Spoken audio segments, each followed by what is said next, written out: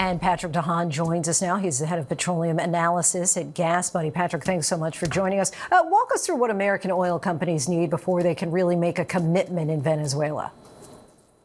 Yeah, Lindsay, this is very early in the next chapter of Venezuela's history, and we still haven't found out exactly who will be leading Venezuela moving forward. Will it be somebody from Maduro's administration? Will it be another hardliner? Or will it be somebody from the opposition party who's more friendly with countries like the United States and other democracies? And until we have some certain clarity on who will lead the country moving forward, oil companies are probably very nervous about the increased risk from the uncertainty of not knowing who the next leader in Venezuela may be.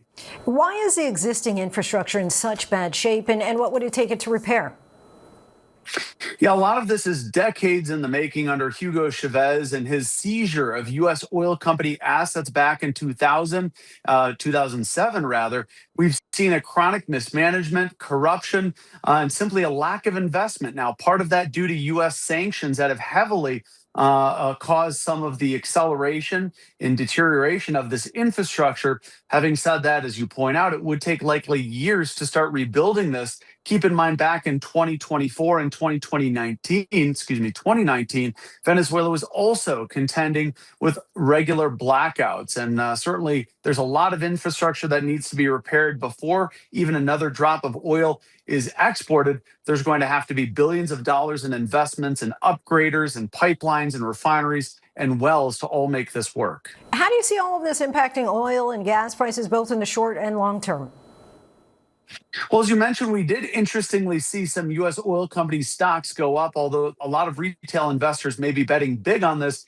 But a lot needs to happen for this to be unlocked. That is, Venezuela has an infinite potential, as you mentioned, some of the world's largest proven oil reserves, but it would likely take years. Once we do get clarity for who is going to lead Venezuela, oil companies still burned by that 2007 seizure under Chavez of their assets are likely a little bit reluctant to build infrastructure and spend billions of dollars raising output, something that would take many years to really realize.